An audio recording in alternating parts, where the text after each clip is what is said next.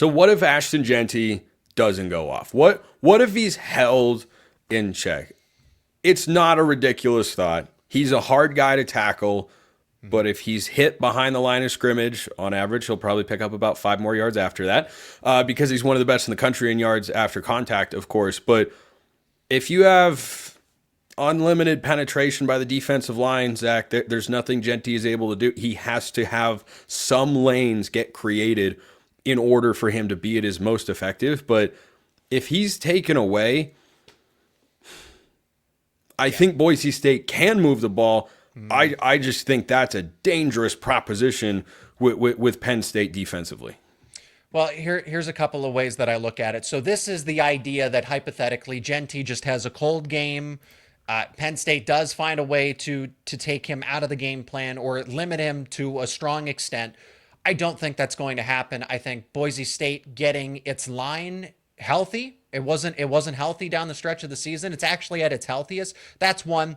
Number two, Penn State does struggle to tackle, not to the extent of Boise State, but Ashton Jeanty, who is a pinball, where guys are going to just bounce off of him, and Penn State is already susceptible to those arm tackles. They might over pursue a lot of times, and I don't think that Penn State is actually going to be able to phase him entirely out of the game. I still think he's going to get probably 150 yards on the ground, if I'm being honest. I still don't think that's enough he would need to have 250 to beat Penn State. So let's just address that. But if Ashton Jeanty is held in check, if Penn State just had perfect game plan by Tom Allen, Ashton Jeanty's not feeling it that day, I look at this roster and there's two things, or there's a few components here. Maddox Madsen, as we've talked about, is a game manager, and he is not going to be able to play hero ball and keep Boise State in it. They need an effective blueprint to continue to go with what they're trying to do with Jeanty. Number two, as part of it, they don't have any other playmakers that are world-class like an Ashton Jeanty. I look at a Louder, the tight end, Camper, the number one leading wide receiver for them. The guys that are going to be covering them, Jalen Reed or Zach Wheatley at the safety spot, or an A.J. Harris on the outside as that boundary corner, all those guys are better. Yes, is Louder and Camper going to get a catch here and there? Yes, but when I'm talking about a 50-50 matchup, who's going to win a majority of the time? A.J. Harris or any other Penn State defensive backs that are in coverage. And then you flip it over to the defense. Boise State's defense is solid. If they had a bad defense, they would not be in the college football playoff. Group of 5 team Mountain West Conference team aside, you need to have somewhat of a competent defense. And they do, but if Penn State's able to build a lead, okay, you have to get aggressive. I don't know that Boise State has the playmakers defensively to force these turnovers. Penn State already doesn't turn the football over at a high clip to begin with. So if Boise State's trailing by 2-3 scores, what can they do to get back into it? They can't air it out effectively, and they can't defensively force turnovers in plus territory to erase that kind of lead. Well, I'll defend the Boise State defense here. They've forced 8 fumbles that their opponents have lost. Overall, 19 times the ball has been put on the ground, but the strength of this Boise State defense is the pass rush. They have been phenomenal this year. They've totaled 51 sacks on the season. 51. And by the way, Maddox Madsen has only been sacked 12 times. I think that's the best answer because you're right. Penn State is not going to just hand you the ball, but neither is Boise State. I think they don't turn the ball over. No, they really have not. Jeanty's not had a fumble problem. And as we mentioned, Maddox Madsen has only thrown 3 interceptions this year. He is incredibly, incredibly smart. It's probably his best trait as a football player, and it's a pretty darn good one to have when you're playing a position like quarterback. But here's what I'd worry about for Boise State in this game, Zach, if Ashton Jeanty is limited. You have now removed what I feel are the best components of the Boise State passing attack, and that's what they can do off of play action. The way that they set up the movement of linebackers who are creating voids because, hey, number 2 is going to get the ball. Oh, wait, no, it's not. It's play action. Boom, in behind on those dig routes to guys like Cam Camper. Or the way they use their tight ends and sneak them out the backside or use them in the flat. They do a really good job of keeping you on your toes and keeping you guessing. But if the Penn State front 4, led by Abdul Carter, are able to just completely dominate, this Broncos offensive line, that's not going to be that's going to be an incredibly huge, large challenge for Boise State to overcome. Because if they have to just sit back, they can throw the football, but in the drop back passing game, I don't have a high level of confidence that Madsen can just go slice and dice. And it's not what they've been. We talked about identity earlier for Boise State in this game.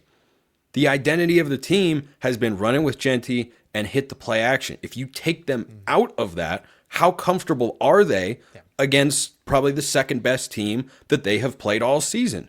Because it is impressive what Boise State was able to do, going through and winning the Mountain West, not losing a single conference game, beating UNLV twice. UNLV is a good football team. They were a darn good football team this year. They should have beaten Syracuse, who won 10 games in the ACC. They dropped the game-winning interception twice in that matchup. They did beat Kansas, and we know what Kansas was able to become at the end of the year. They knocked off Houston out of the Big 12. Like, when you look at UNLV and beating that team twice, that to me is arguably as impressive as losing to Oregon by 3 points on the road. And you people will probably argue, well, Oregon's probably tough. Okay, that's fine. But that's to me what is impressive about this Boise State team. But even with that, have they faced a defense like Penn State's? Not since Oregon, where they put up 34 points on the road. I just wonder, but they didn't do that with a drop back passing game. Ashton Jeanty had 194, I think, and 3 touchdowns. He was great. He had the big runs. And what I want your thoughts on, Zach, is with the Penn State run defense, have you seen them disciplined enough to stick with it defending a running back like Jeanty? Because what he has been masterful at this year is in the first quarter, if there's a prop out there for Ashton Jeanty rush yards in the first quarter, hammer the under. Hammer the under. All year, it has been Jeanty gets held to 20 yards or so in the first quarter, and you're going, oh boy, they've got him in check. They've got the form. And then, boom, he takes off.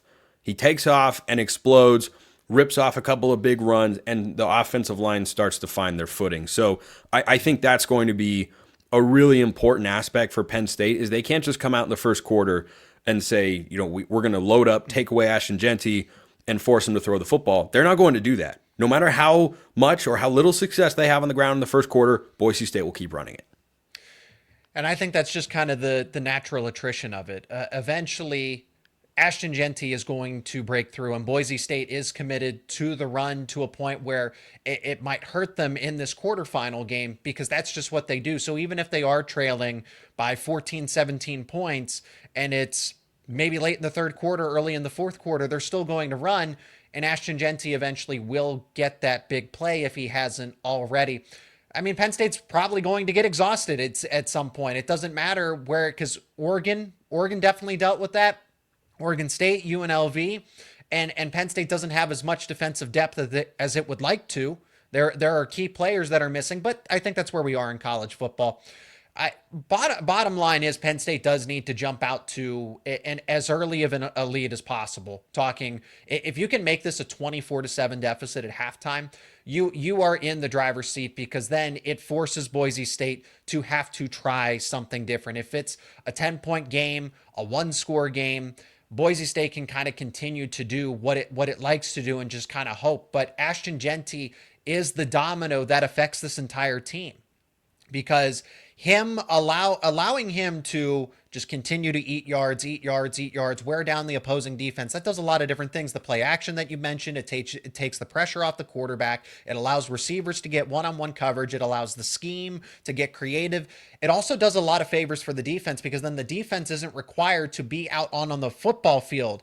Boise State's defense, we have not seen them go through and deal with what they do in Boise State's case on offense. So what if Penn State puts together that 10, 12, 15 play drive routinely, kind of like Boise State does, and then the defense is out there on an island? That's when I see this really going wrong for the Broncos, if Penn State can do that. Yeah, and what I'm interested to see with the Penn State offense is what's the game plan? What's the game plan? Because when Boise State's gotten pressure this year defensively, they've been good.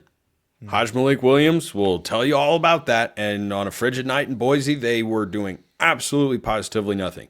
However, when they haven't gotten to the quarterback, this secondary has been burned a lot this year. They've given up a lot of explosive plays. They're allowing almost 250 yards a game through the air. And the only quarterback, they faced John Mateer of Washington State as well. Drew Allar's probably the third best quarterback that they have faced all year, behind Dylan Gabriel and Mateer, as I mentioned. So he's in that sort of class. So can Penn State create the explosive plays? Because they certainly found some against Oregon, but they also ran the ball incredibly well in the Big Ten championship game. And against SMU, didn't seem like it really mattered what they were going to do. It was just going to work out, and the defense was going to win the game. But the question with Andy Kotelnicki and Penn State all offseason, one that I think has been answered in the positive for the Nittany Lions, has been, is he going to be able to create the explosives that just weren't present for Penn State in the last couple of years? And it looked like they have. Are they going to be able to replicate that? Because if you can, now you put Boise behind the chains mentally, where they're saying, boy, now we have to play catch up. Now we're getting into this big shootout here. And I think those are the big plays that are bound to arrive. Jeanty running the ball or Penn State throwing the ball. Those are the most likely ways that you will see teams gain 30 or more yards in this one.